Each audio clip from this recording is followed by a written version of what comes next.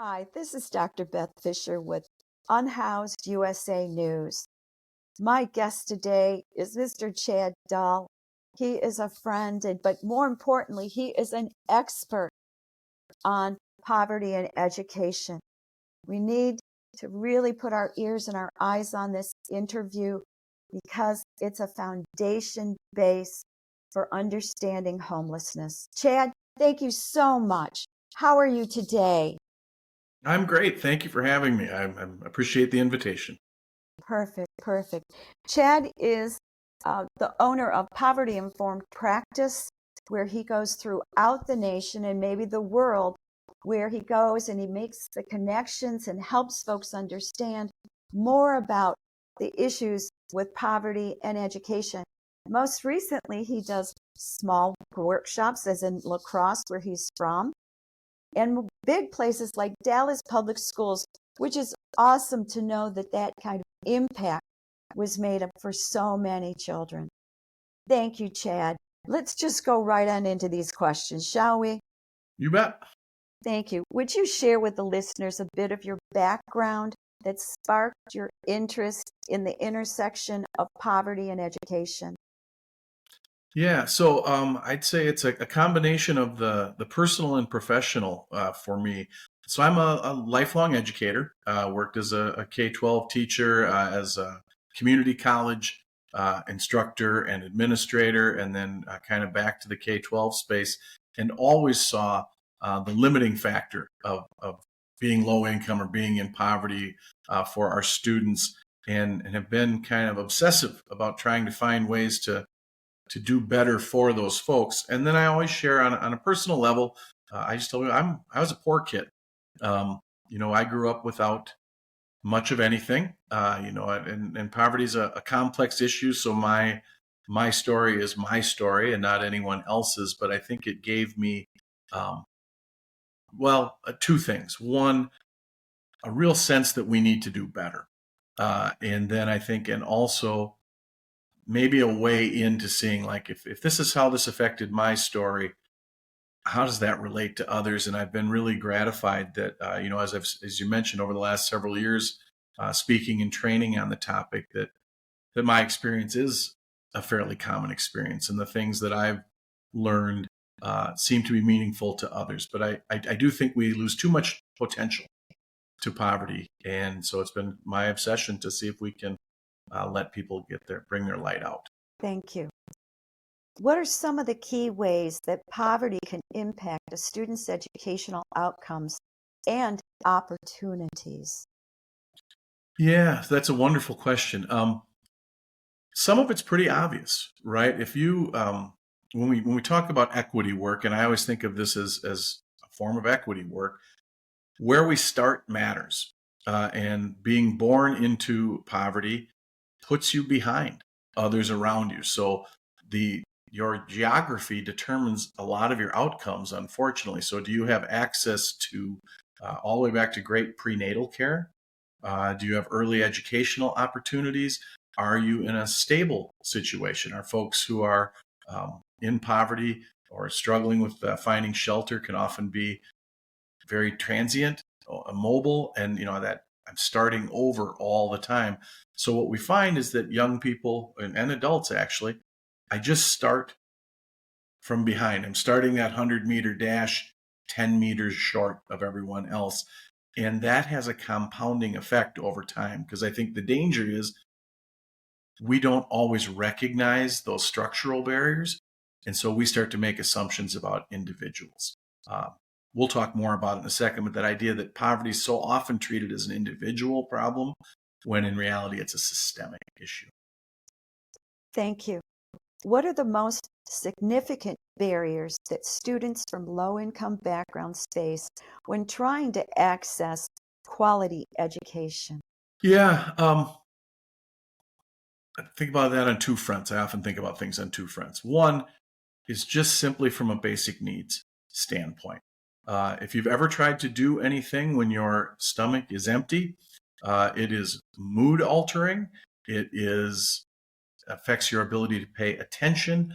So when your basic needs aren't met, I'm not eating right, I'm not sleeping right, my ability to attend and be focused struggles, right? At the most fundamental level, if I don't have basic needs, I can't begin the process. And again, we're kind of making a stack here, right? We started with our folks are already behind to begin with. The other thing I would say about that is instability that I mentioned before. The big barrier is if I'm changing schools on a regular basis, if I'm not stably housed, if I'm not going to be in the same place, it's a struggle because I'm always starting over. I'm always catching up. That lack of continuity. In our current educational system, we really struggle with kids in that situation. Thank you. How do disparities in school funding, resources, and infrastructure perpetuate educational inequalities for students in high poverty communities? Well, think about how we fund schools.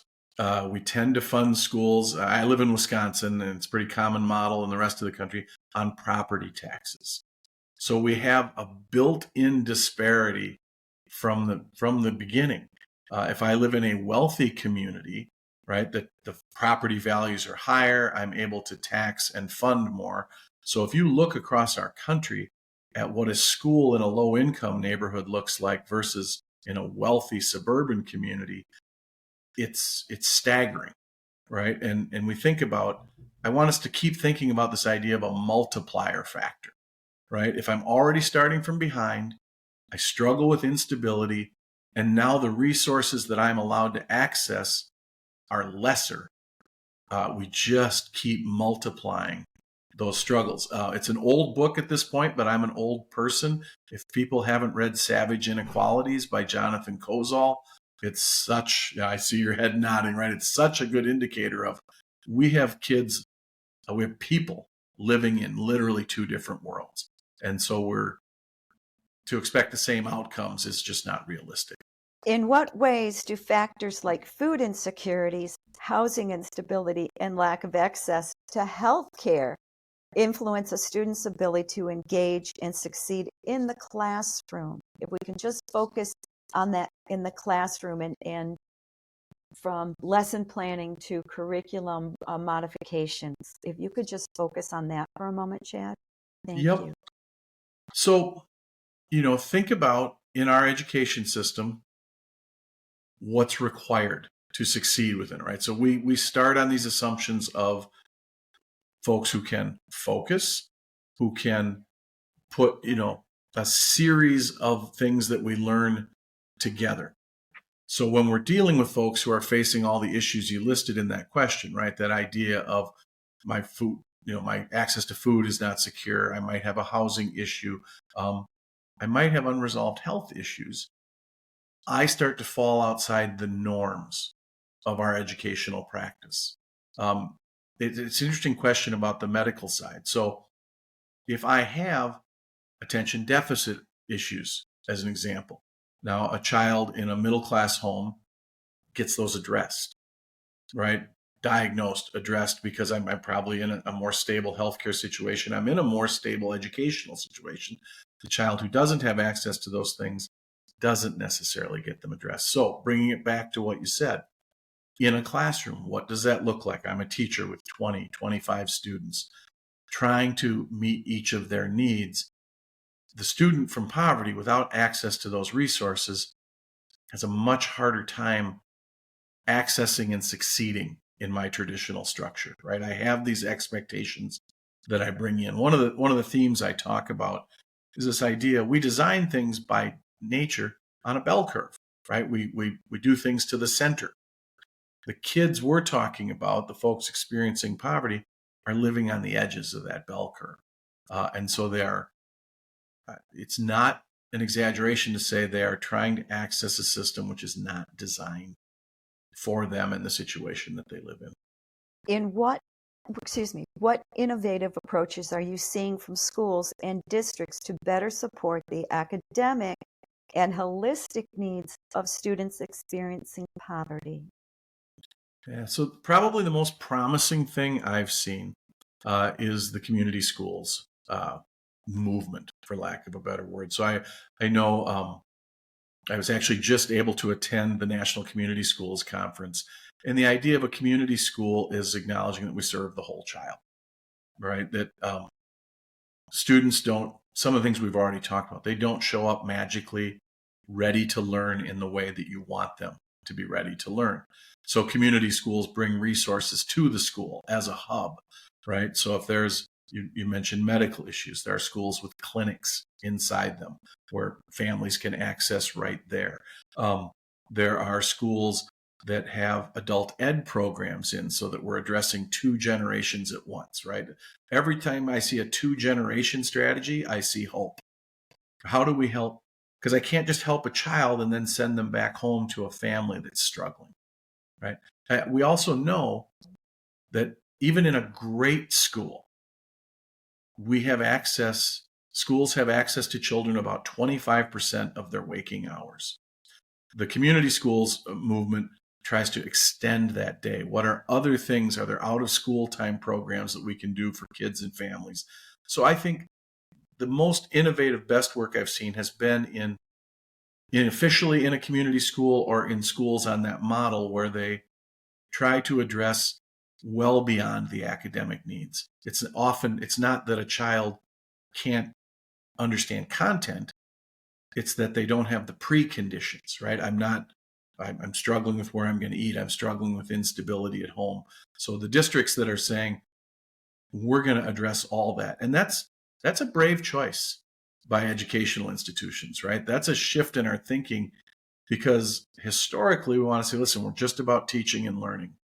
And the places I think where I see the most hope and success are the places that saying there are preconditions to being able to learn. And if public education in particular is to fulfill its promise of being an equalizer, then we need to also address those issues.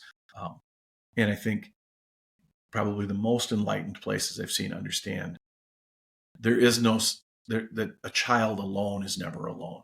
How do I help the system around them? How do I treat parents in a way that's respectful and supports their success as well? So I think that's a long-winded answer to say the most promising thing I've seen has been in the community schools work across the country. Well, may I ask if you'd like to give a shout out to if there is a school district, if you'd like to.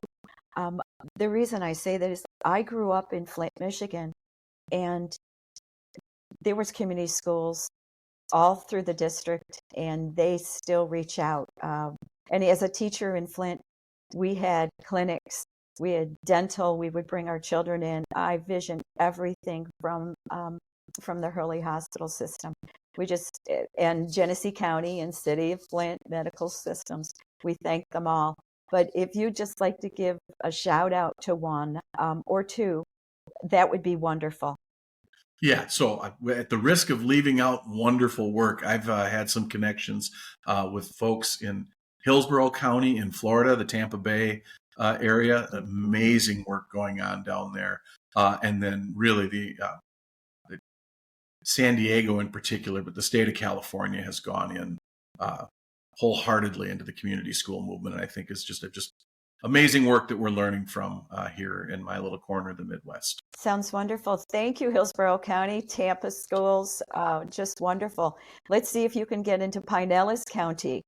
That would be the next hope, where I've also worked as a teacher. Okay, let's move on. Speaking of educators, what role can educators and administrators and policymakers play in mitigating the impacts of poverty on educational outcomes, because they are held accountable to what happens at the end? Yeah, and I appreciate your use of the word mitigate. So there's kind of two tracks in dealing with poverty. I mean, there are root cause issues related to our economic system, related to how we set things up. And it can be very disheartening to think we may not have influence on those things. But mitigation work is important, right? How do we compensate for the flaws in our system? So I think my advice on that, one is to start with a trauma-informed mindset.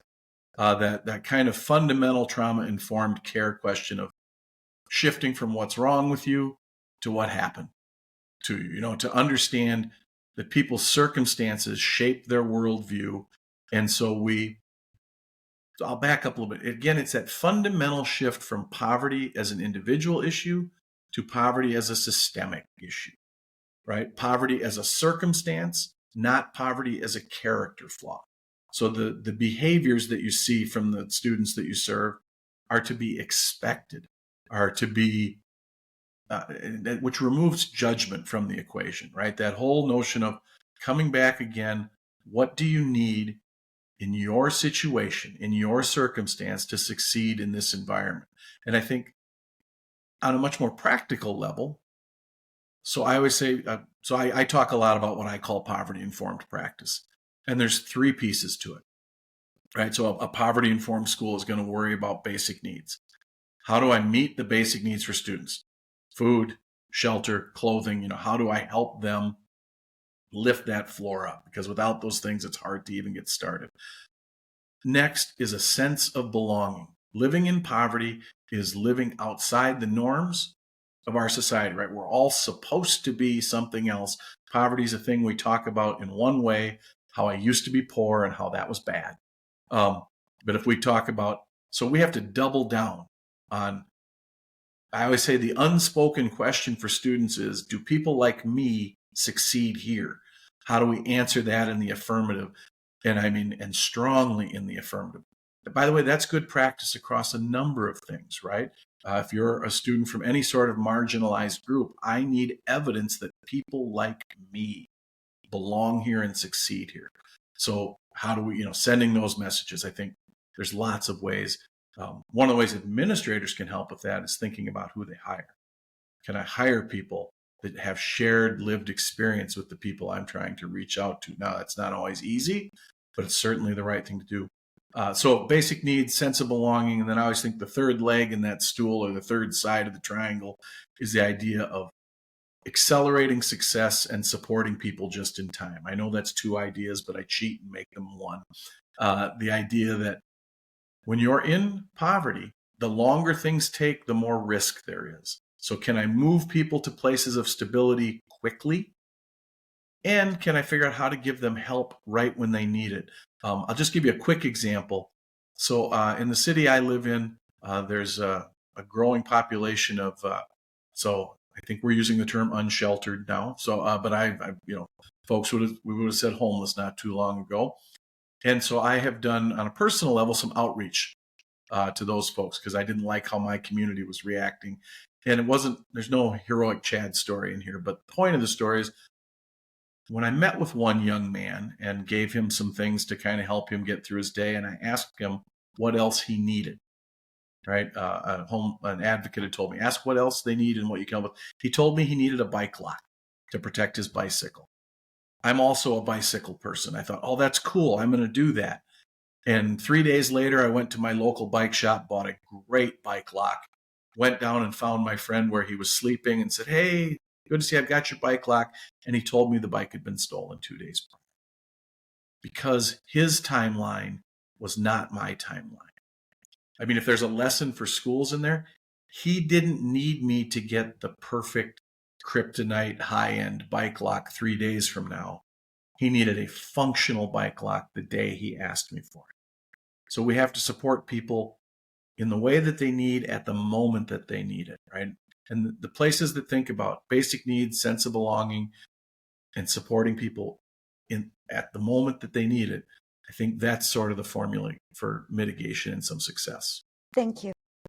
In your view, Chad, what are the most promising community-driven cross-sector solutions? Solutions, you've mentioned the districts, but I'd like you to, if you can, purse in a little deeper on the solutions to addressing the education poverty cycles. And this has to do with what you've seen in communities general, not community schools. Thank you. Yeah, no, thank you for asking. So poverty is a complex problem. The solutions require some complexity. So the places that I've seen, actually right here in my city of La Crosse, Wisconsin, involve multiple community partners. So as an example, we have work that happens here, and I've seen it modeled in other communities too. Dubuque, Iowa has wonderful practices where the human services area of, that operates in our county is providing on the ground support in places that are struggling, but they're partnered with youth serving agencies, right? So in my community, that's a Boys and Girls Club. We're going to make sure there's structured, safe time for children. But you also have to bring in the school district who has access to 25% of waking hours for children. And I would add the best work I've seen, and this is some of my own background, is where a post-secondary partner steps in. Is your local university or community college providing opportunities for adults? I mentioned it earlier, but that idea of if we're not intervening in 2 generations, our odds of success go way down, right? We can't send, if we're just working with adults, we're not doing anything to help that next group progress. And if we're just helping kids and sending them back to adults who are struggling, that's a tough formula too. So I think, from an educational standpoint, are we working at K-12? Are we working in post-secondary? And then I would say, I haven't seen it very often. It's a little bit here. I've seen examples. Dubuque does a nice job. And where's your employer partners in that, right? So poverty at its root is a lack of money, right? And we have a tendency in our country, we'll say that poverty is very complex and it's not just a lack of money. And then we address all the other things without getting to this root cause. Now, we could have a whole other discussion about universal basic income and the merits of that. And that's, seems to still be a pilot project thing. The best way to money in our current system is a good job. So how do we help people access those good jobs? How do we help those employers understand the people they're bringing in so that they provide basic needs support, a sense of belonging, and support and acceleration when they need it? Quick example, there's I'm going to try to remember their name now. It's a company in Minneapolis, St. Paul. They used to be called Tech Dump, and now there's something else like Recycle. I'm going to forget the name, but they have made a committed. They recycle technology essentially, but they made a commitment to hiring people with criminal records. And one of the things they did was they understand in your first couple months of employment, if you're coming out of the criminal justice system, you have a lot of obligations. They allow a lot more absenteeism than you would expect in a new job because they realized that's how we're going to keep these people. And the last statistic I saw from them was that they have a 95% employee retention rate because they were willing to step outside the norm.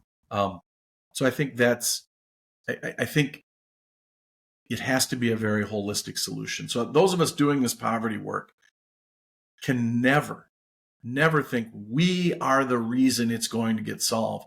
We're more successful. Who are the partners we can bring? Who are we not having at the table?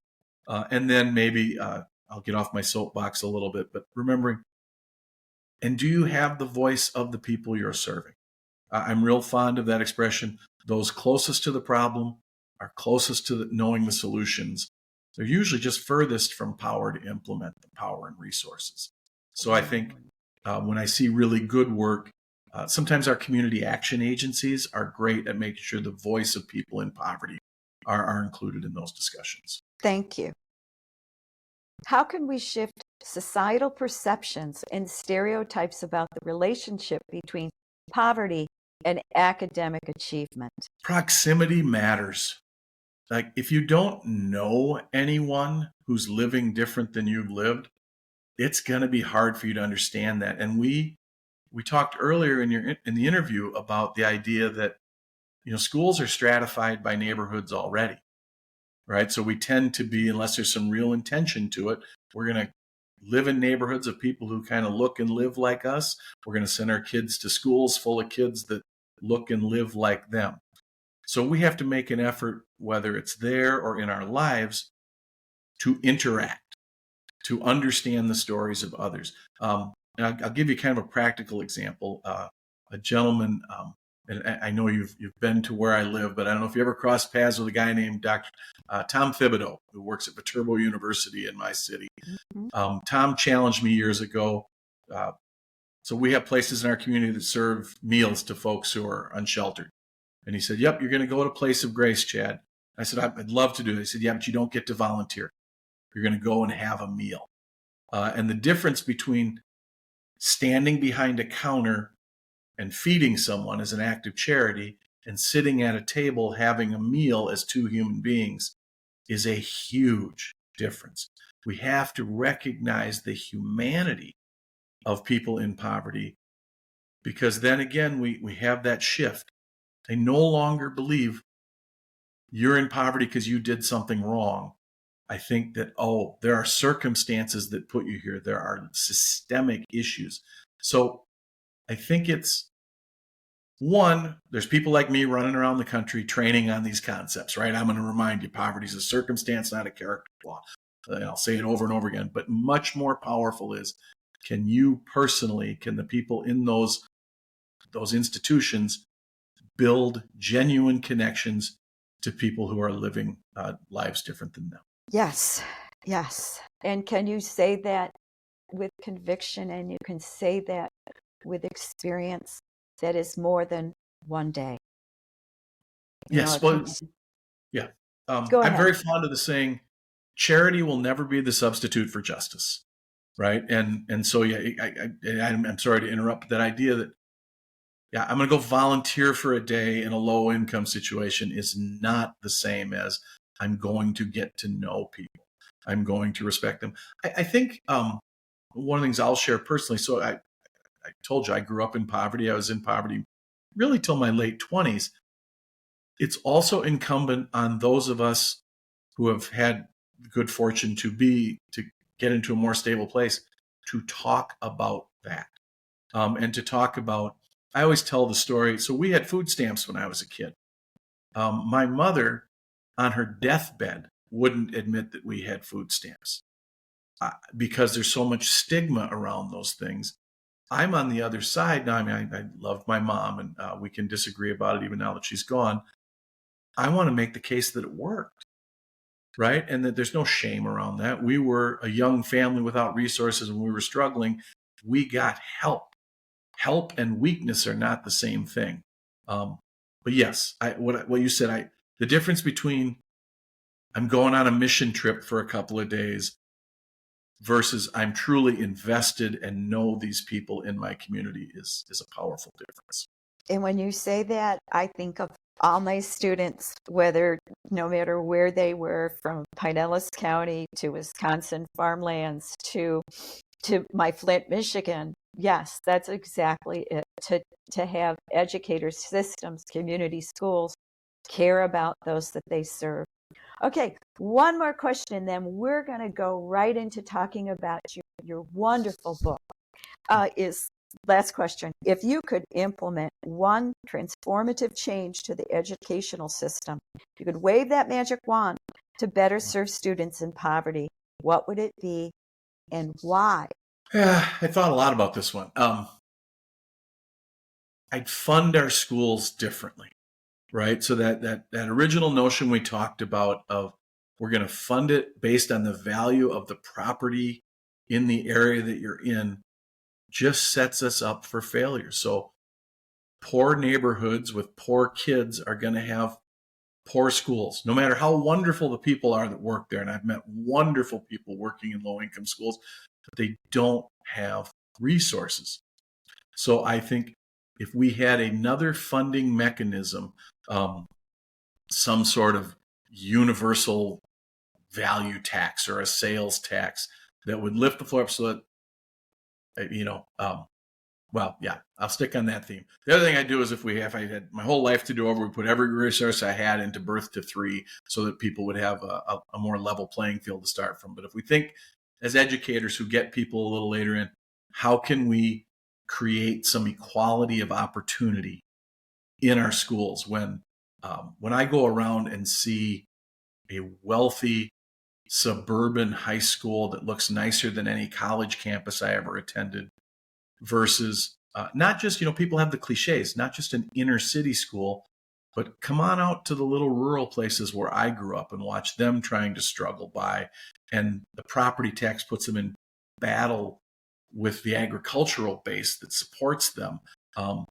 We just have a lot of inequality baked in there. So I think changing the funding mechanism to something much more equitable. I'm not sure that's the most inspirational answer I could give, but I think it would be a powerful change. Yes, because just because you are in poverty doesn't mean you aren't brilliant. That's it. Okay, let's switch. Folks, Chad has this wonderful, wonderful book.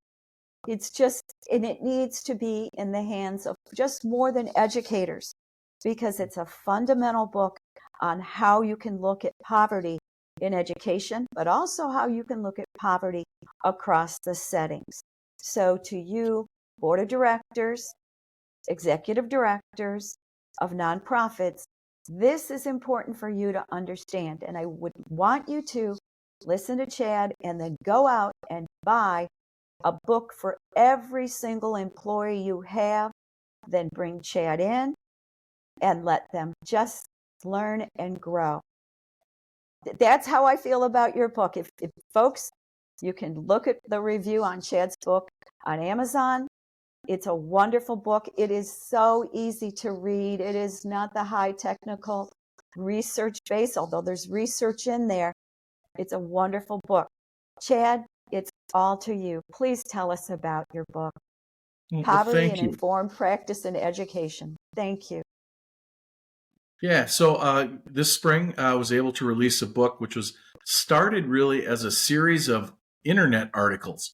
And after 3 or 4 years of talking about that, realized, oh, this is a book, and I really appreciate what you said. So the book is Poverty Informed Practice, and the subtitle's in Education. The concepts are universal.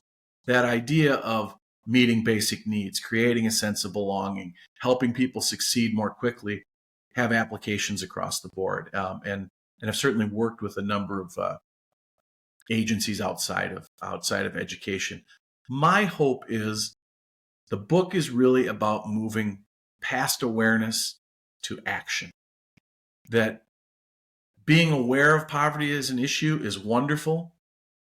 Leaving people in that desperate situation is not okay. So I really tried to dial in on, here are things you can do, right? Things you could try tomorrow and could frame your practice into the future. I'll just reiterate what you said. It is a practitioner's book. It is, I've got all the academic credentials anybody needs me to have, but this is not, I'm sort of done with academic writing. I want this in the hands of people who want to make a difference. So, it's available on Amazon. It's available at my website, povertyinformedpractice.com. And I'm certainly willing to talk with anyone about it at any time. It's been, I'm very proud of the book. I'm not going to let you go so far on that book yet. Your book is comprised of multiple chapters that go from a basic understanding, but with each chapter, you really go more in depth and have the reader grow. Were you able to touch base and say how that kind of evolved for you? Yeah, so the book really started as me documenting my own growth on this. So as I mentioned earlier, as someone who grew up without resources and went into education as a profession, I knew this was an issue, but really struggled with what do I do? So about 5 or 6 years ago, in the role I was in at the time, started taking some action and learning as I went. So what you see as the book goes on is exactly what you described. Here's kind of where we began. And then we tried this strategy, which told us, oh, wait, we haven't thought about this part yet.